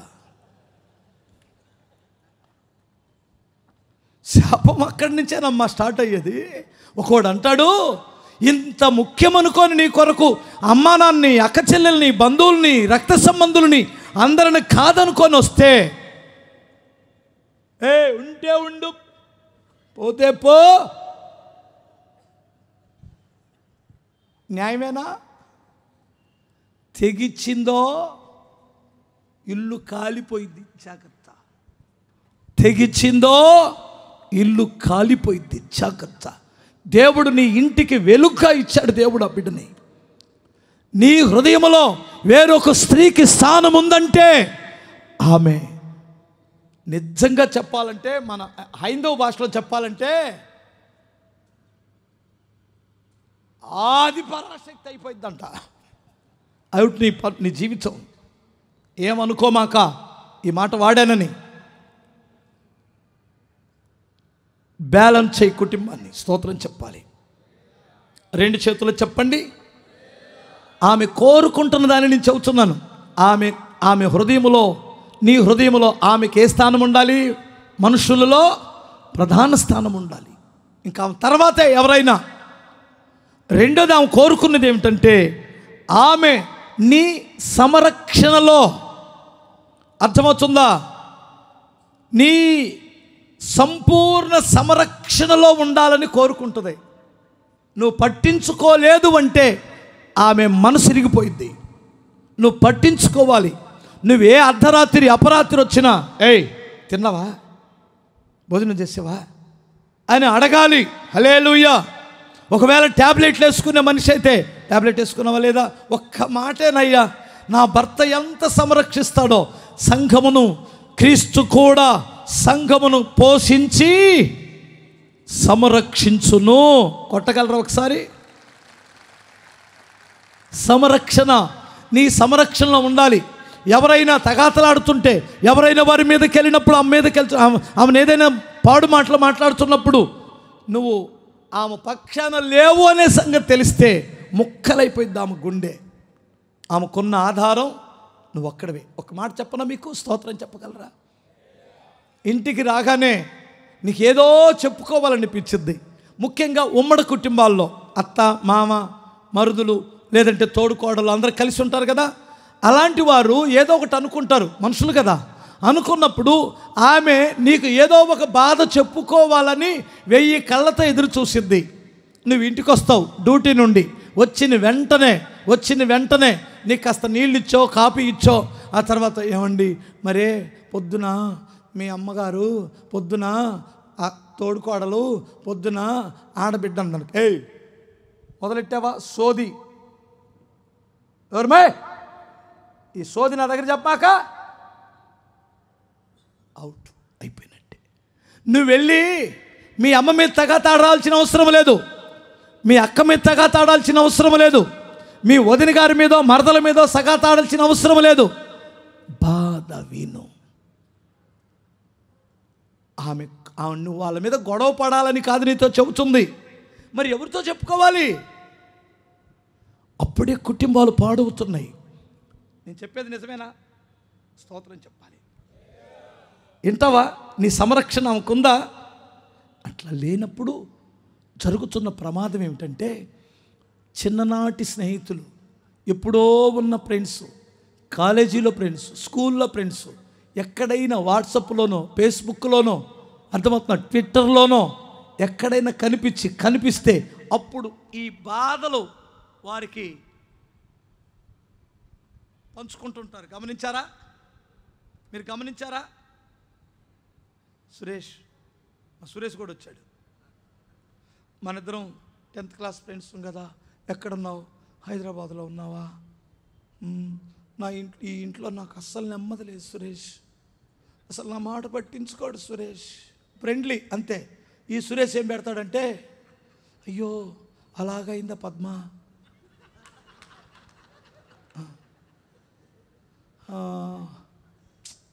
అబ్బా అలా ఎందుకు జరుగుతుంది పద్మ, తిన్నావా? తిను పద్మ, ముందు ఆరోగ్యాన్ని కాపాడుకో అని పెడతాడు. కనీసం ఆరోగ్యం కాపాడుకో అనే మాట భర్త నోట్లోంచి ఏనాడు రాలా. ఇప్పుడు సురేష్ హీరో అయిపోతాడు ఆమె జీవితంలో కొద్ది రోజులు అయ్యేసరికే. అవునా కాదా? లేనిపోయింది అలా పెట్టమాకే. స్తోత్రం చెప్పాలి. హల్లెలూయా. ఆ ఫ్రెండ్షిప్ అలా స్టార్ట్ అయినటువంటిది. కొన్నిసార్లు అన్నిసార్లు అని చెప్పలేను, 100కి 10% అక్రమ సంబంధాలుగా కూడా మారిపోవచ్చు. ప్రియులారా, మీరు గమనించాలి. నీ సంరక్షణ నీ భార్యకు ఉండాలని ఆమె కోరుకుంటుంది. స్తోత్రం చెప్పాలి. ఏమంటారు అబ్బాయి? నేను చెప్పింది నిజమేనా? లేదంటే నువ్వే ఆ స్థితిలో ఉన్నావా? ఈడి భార్యను ఓదార్చడం, ఏరేవాడి భార్యను ఓదార్చుతుంటాడు. ఇది ఎక్కడ విచిత్రమో! ఈడి భార్యను ఓదార్చడం, ఈడి భార్యనే ఏంటే నేనున్నాను లేవే ఏంటి, ఏముంది కాసేపు అని మళ్ళీ ఉంటారు. ఏమో పిచ్చిదానా నేను ఉన్నాను కదా అని కవిగిల్లోకి లాక్కుంటే ఒక్క దెబ్బకు మర్చిపోయింది. ఏమన్నా ఓదార్చడం, సోది చెత్త లే అవుతుంది. హలో ప్రమీల, ప్రమీలాను ఓదారుస్తాడు. ఏమని బాగొట్టాడు, ఏమో దగ్గర అగ్గి మీద కుక్కీలు, ఇది నీ కుటుంబానికి మంచిది కాదు. హల్లెలూయా. స్తోత్రం చెప్పు ఒకసారి. హల్లెలూయా. ఇంకో మాట చెప్పనా? భార్య ఎప్పుడు భర్త యొక్క యథార్థతను, నమ్మకత్వాన్ని కోరుకుంటుంది. నా భర్త అబద్ధాలు చెబుతున్నాడంటే గుండెలు పగిలిపోతాయి. ఈయన నోట్లో నుంచి ఎప్పుడు అబద్ధాలే. ఎక్కడికి వెళ్తాడు, అక్కడికి వెళ్ళానని చెబుతాడు. ఇది మాట్లాడతాడు, అది చెబుతాడు. ఎక్కడికి ఎంత తెస్తాడో, ఏమి ఇస్తాడో నాతో చెప్పడు. మీరిద్దరు పార్ట్నర్స్ కదా. నేను ఒక మాట చెప్పనా, నేను చాలా బిజీగా ఉన్నాను. మే నెల వరకు నాకు ఒక్కరోజు కూడా ఖాళీ లేదు. కానీ ఒక విషయాన్ని మాత్రం నేను ఏనాడు కూడా నా భార్య పిల్లలని నేను నిర్లక్ష్యం చేయను. గమనించాలి. ఎందుకంటే ఇంట గెలిచి రచ్చ గెలవాలి. నా భార్యకి నా మీద ఒక నమ్మకం, నేను అబద్ధము చెప్పనని. మా పెళ్ళైన 25 సంవత్సరాల సందర్భంలో ఎప్పుడో నా పెళ్ళి నా పిల్లలకు అస్సలు చెప్పలేదు. 25 సంవత్సరాలు అయిన తర్వాత మాత్రమే చెప్పాను. మా పెళ్లి రోజు, ఆ రోజు నా ముగ్గురు పిల్లలని, నా భార్యని మేము ముగ్గురం కలిసి మాదే కృతజ్ఞత కూడిక, సంఘాన్ని ఏం పిలవం. దానికి అలా డబ్బులు ఖర్చు పెట్టడం నాకు ఇష్టం లేదు. నా పుట్టినరోజులకి, నా పెళ్లి రోజులకి ఖర్చు పెట్టడం నాకు ఇష్టం లేదు. అలా చేసుకోవడం తప్పని నేను అనటం లేదు, నాకు ఇష్టం లేదు. స్తోత్రం చెప్పాలి. మా ఇంట్లో మా కుటుంబం వరకు కూడుకొని దేవుణ్ణి స్తుతించి, అరే మా పెళ్ళై 25 సంవత్సరాలు ఇదే రోజు అయిందిరా అని చెప్పి ఒక్క మాట అడిగాను.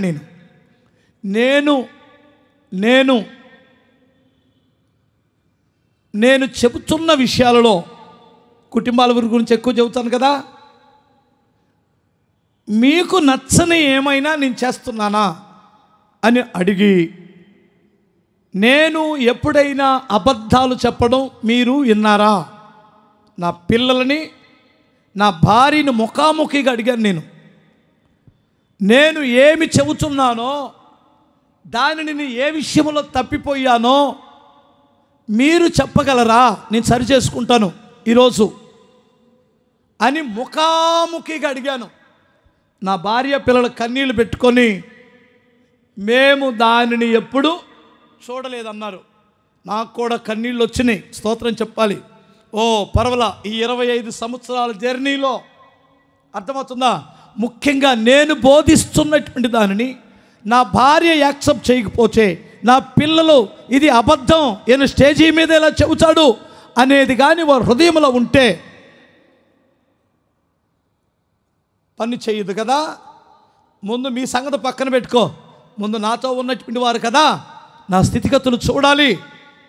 అంటే భార్య అయినా పిల్లలైనా కోరుకునేది ఏమిటంటే, నువ్వు అబద్ధాలు చెప్పకూడదు. నీ భార్యతో, ఫ్రెండ్స్తో చెప్పినా పర్వాలేదేమో, నాకు అనవసరం. స్తోత్రం చెప్పాలి. అర్థమవుతుందా? ఆమెను నువ్వు ఖచ్చితంగా నమ్మకంగా ఉండాలి, దాపిరకాలు ఉండకూడదు. స్తోత్రం చెప్పాలి. ఏమంటారు బాబు, నేను చెప్పేది మీకు ఉపయోగమేనా? అర్థమవుతుందా? మీరిద్దరు పార్ట్నర్స్ వ్యాపారం చేస్తున్నారు. నీ పార్ట్నర్కి చెప్పకుండా ఏదైనా చేయొచ్చా? చేస్తే గొడవే కదా, వ్యాపారం పాడైంది కదా. నీ భార్యకి చెప్పాలి, నువ్వు ఎక్కడికి వెళ్తున్నావు, ఏం చేస్తున్నావు, ఎలా, ఎంత తెచ్చావు.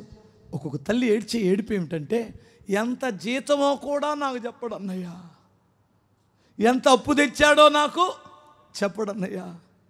ఎంత బాధ ఇది. ఇంకెందుకు బ్రతకాలి, ఎందుకు నీతో కలిసి నడవాలి, ఎందుకు నీ దగ్గర కాపురం చేయాలి అని అనిపిస్తుంది. నువ్వు పెద్ద హీరో అవ్వద్దు, నా మాటిను. హల్లెలూయా. ఇంకొక మాట చెప్పనా, నీ దగ్గర ఆమె సనువుగా ఉండాలని, స్వతంత్రంగా సనువుగా ఉండాలని, నువ్వు సన్మానించాలని కోరుకుంటుంది. నిజమేనా? స్తోత్రం చెప్పండి. అబ్బాయి అర్థమవుతుందా నేను చెప్పే మాటలు? సనువుగా ఉండాలని, కుటుంబం కదా, అదే ఆశీర్వాదం. నీ దగ్గర ఎప్పుడు సనువుగా లేదు అంటే ఆమె మానసికంగా రోగ్య మారిందని అర్థం. ఎందుకంటే నువ్వు అవకాశం ఇవ్వటం లేదు. ఇసాకు 60 సంవత్సరాల వయసులో సరసమాడుట ఆ పక్క ఇంటి రాజుగారు కిటికీలో నుంచి చూశాడట. 60 సంవత్సరాలు దాటిన తర్వాత. అంటే వాళ్ళిద్దరు ఎలా ఉన్నారు? సనువుగానే ఉన్నారా? స్తోత్రం చెప్పగలరా? ఆ అవకాశం ఇస్తావా? ఏంటి అలా చూస్తున్నారు? ఇదేంటన్నా ఇవన్నా మీరు చెప్పే వాక్యాలు?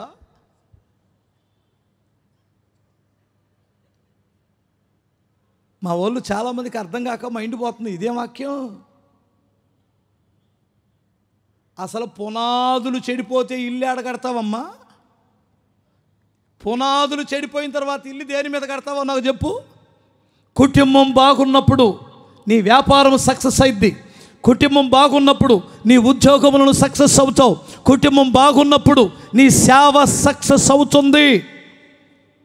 కుటుంబం ఎప్పుడైతే చెడిపోయిందో నువ్వు ఏది ఏలి పెట్టినా ఏది చేసినా అది సక్సెస్ అవ్వదో.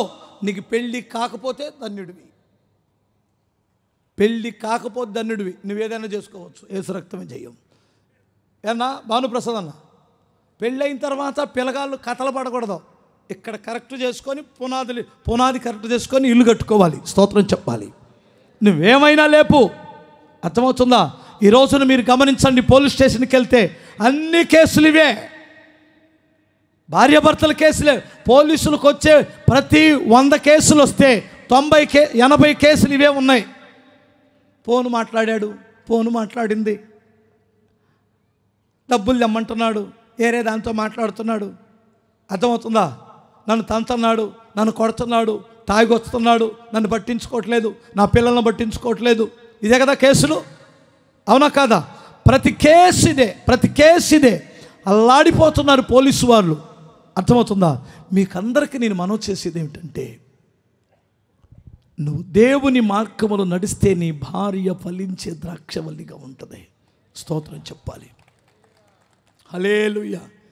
పిల్లలు ఒలివ మొక్కల వలె ఉంటారట. చప్పట కొట్టగలరా? పిల్లలకు కావాల్సింది ఏంటి తెలుసా? ఒక మాదిరిని ఇవ్వండి పిల్లలకి. ఒక మాదిరిని ఇవ్వండి పిల్లలకి. నేను ఒక మాట విన్నాను, ఎవరి ద్వారానో. ఎన్టీ రామారావు గారు మహానుభావుడు కదా, మన రాష్ట్రాన్ని ఏలాడు కదా ఆయనంట తెల్లారగట్ల ఒక్క రోజుకి 1 చుట్ట తాగుతాడంట. అలా కొడుకుల్లో ఎవరో ఒక ఆయన సిగరెట్ తాగుతుంటే, రేయ్ సిగరెట్ తాగకూడదు అన్నాడు. వాళ్ళల్లో ఇంకో కొడుకు ఏమన్నాడంటే,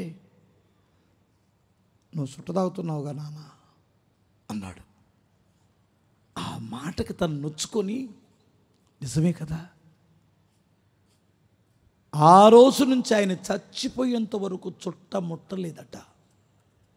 అది కదా ఒక తండ్రి ఏది పిల్లలు తప్పు పడతారో అని అనిపించిందో దాన్ని విడిచిపెట్టేశాడు.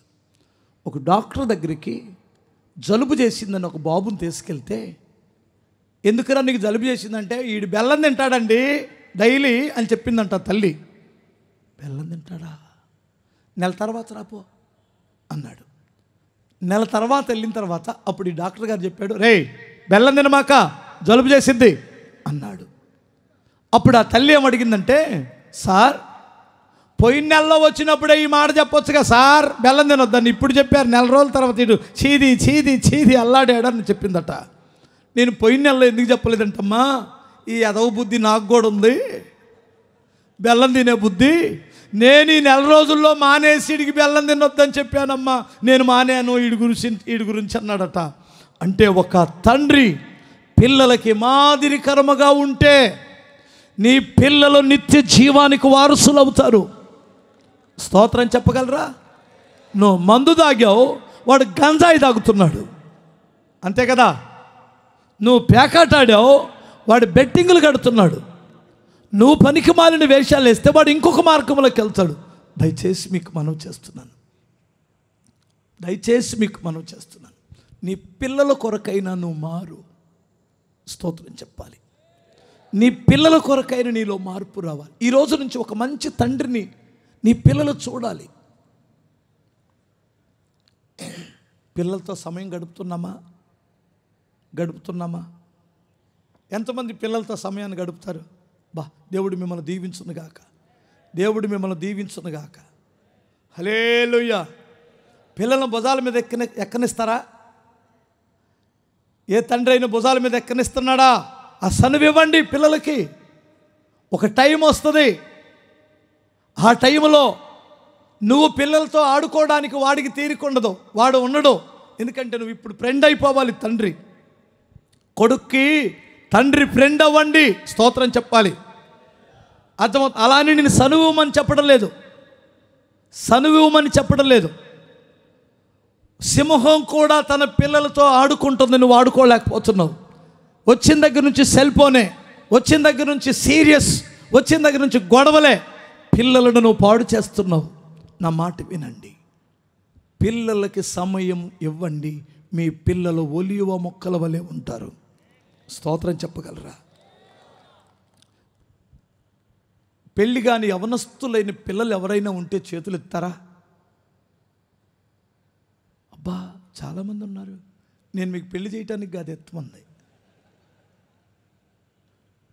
ఒక్క విషయం వినండి నాన్న, నా కొడుకుల్లాగా చెబుతున్నాను నేను. మీ తల్లిదండ్రులు మీ మీద ఎన్నో ఆశలు పెట్టుకొని తినో తినకో మీ మీద ఆ బడ్డెన పడకుండా కష్టపడి మిమ్మల్ని చదివించారు. మిమ్మల్ని వారికి వచ్చిన స్థితిగతులు, వారికి వచ్చిన కష్టాలు మీ మీద రాకూడదని ఆశపడుతున్నారు. కానీ నువ్వు రహస్యంగా వెళ్తున్న నీ ఫ్రెండ్స్ ఇప్పటికే ఆల్రెడీ బీరుకు అలవాటు పడ్డావు. కొంతమంది ఇప్పటికే అప్పుడప్పుడు ఫంక్షన్కి వెళ్ళి ఏదో ఒకటి తాగి వస్తున్నారు. సిగరెట్లకు అలవాటు పడ్డారు. కొంతమంది అయితే గంజాయికి అలవాటు పడిన పిల్లలు కూడా ఉన్నారు. నీ తల్లిదండ్రులు నీ మీద పెంచుకున్న ఆశలన్నీ ఒక్క దెబ్బకు ముక్కలైపోతున్నాయి. పైపెచ్చి ఇంకొక బాధ ఏంటి చెప్పనా? ఎవరో కొట్టిన దానికి కాదంట, తోడికోడలు తొంగి చూసినందుకు. అంటే నువ్వు మార్గం తప్పితే చివరికి నీ బాబాయిలు, నీ పెదనాన్నలు, నీ మామలు మీ వల్లే మీ అమ్మా నాన్నని ఎంతగా నిందిస్తారో ఆలోచించండి. కొడుకుని పెంచడం చేత కావాలి, నేనైతేనా నరికేసేవాడినే, నేనైతేనా పొడి చేసేవాడినే అంటుంటే వారి కన్నీళ్ళు వారికి అన్నపానములుగా మారుతున్నాయి. నువ్వు పుట్టకపోయినా బాగుండేదని ఏడుస్తున్నారు కొన్నిసార్లు. మీకు ఒక్క మాట చెప్పనా అన్నా, నేను ఖచ్చితంగా ఈరోజు నుండి నా దేవుని వైపు నేను తిరిగి నేను ఒక ప్రయోజనకరమైన వ్యక్తిగా నా తల్లిదండ్రులకు నేను కనిపిస్తాను అని తీర్మానం చేసిన వాళ్ళు హల్లెలూయా చెప్తారా? ఎవరు చెప్పారు? అందరు చెప్పమని లేదు. పెళ్ళి కాని యవనస్తులు, చదువుకుంటున్న పిల్లలు, నేను నా తల్లిదండ్రులు పోషించే ఒక సమర్థవంతమైన బుద్ధిమంతుడుగా మారాలనుకుంటున్నాను, నా దేవుని సహాయం కావాలన్న వారి చేతులు ఎత్తండి. దేవుడు మీ ఆశను నెరవేర్చునుగాక. దేవుడు మిమ్మల్ని ఒక గొప్ప ప్రయోజకులుగా మార్చునుగాక. హల్లెలూయా. ఇంకొకసారి చెప్పగలవా? అది ఎవరో ఒక అమ్మాయిని ప్రేమించావంటగా, ఏమనుకోమాక. ఒక అబ్బాయి అండి, ఒక్కడే కొడుకు, బీటెక్ స్టూడెంట్ అండి, అల్లారి ముద్దుగా పెంచుకున్నారు. ఆ అమ్మాయిని ఎవరో ప్రేమించాడట. ఆ పిల్ల తిరిగినంతసేపు తిరిగి ఇడితో హ్యాపీగా ఉన్నట్టుండి మా అమ్మా నాన్న ఒప్పుకోవట్లేదు, నాకు సంబంధాలు చూశారని చెప్పింది.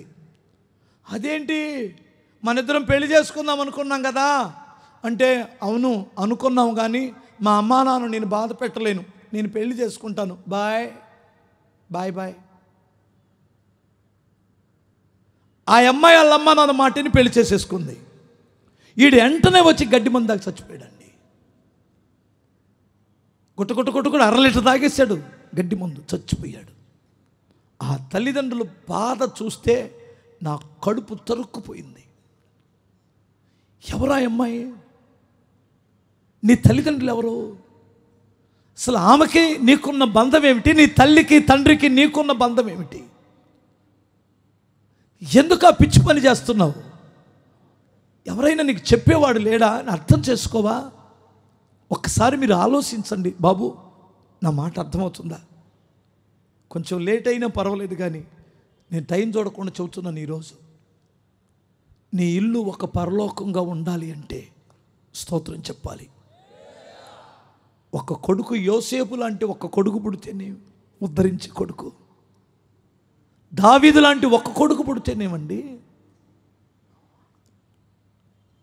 అబ్షాలోము పుట్టాడా, ఆ తండ్రికి సంతోషం ఉందా?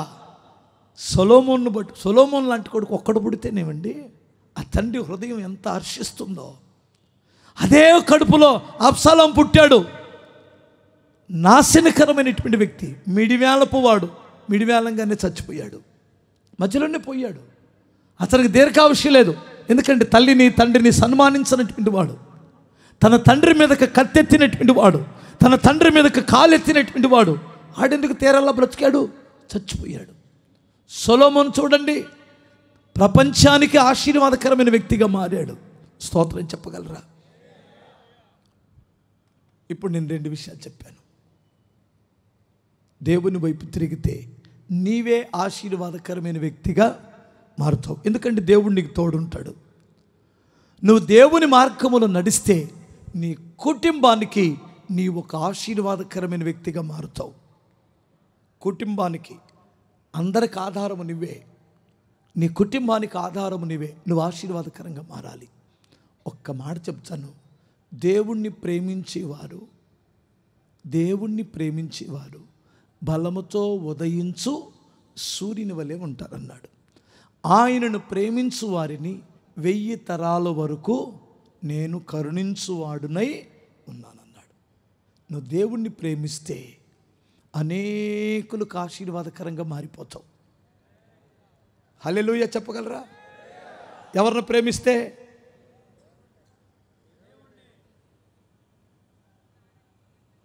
చెప్పగలరా? దేవుణ్ణి ప్రేమిస్తే అనేకులకి ఆశీర్వాదకరంగా మారిపోతావు. దేవుణ్ణి ప్రేమిస్తే ఏం చేస్తావు? లోకాన్ని విడిచిపెడతావు. దేవుణ్ణి ప్రేమిస్తే ఏం చేస్తావు? ఆయన సేవను చేస్తావు. ఆయన కొరకు 4 ఆత్మలు సంపాదిస్తావు. ఆయన కొరకు ఏదైనా ఉపయోగపడతావు. దేవుణ్ణి ప్రేమించిన వారు సంఘక్షేమం కొరకు పనిచేస్తాడు. ఈరోజు నువ్వు ఏ సంఘం నుంచి వచ్చావో నాకు తెలియదు. ఆ సంఘానికి నువ్వు ఉపయోగపడాలి. ఆ సంఘానికి నీ దశంభాగం చెందాలి. ఆ సంఘానికి నీ పరిచర్య కావాలి. నువ్వు 4 ఆత్మలు సంపాదించే వ్యక్తిగా ఉండాలి. అప్పుడు నువ్వు లోకానికి ఒక సూర్యుడు ఎలా వెలుగునిస్తాడో లోకానికి నువ్వు ఆశీర్వాదకరంగా ఉంటావు. ఈ మాటలు మీ ఇనికిడిలో ప్రభు ఫలింపచేయునుగాక. హల్లెలూయా. 2 చేతులు చెప్పు. నేను వాస్తవంగా ఈ గొంతుతో ఇంతసేపు మాట్లాడాలనుకోలేదు. మరి ఎందుకో నేను మాట్లాడాను. మీకు ఉపయోగమేనా ఈ మాటలు? అర్థమవుతుందా? ఎంతమందికి ఉపయోగం అనిపించింది?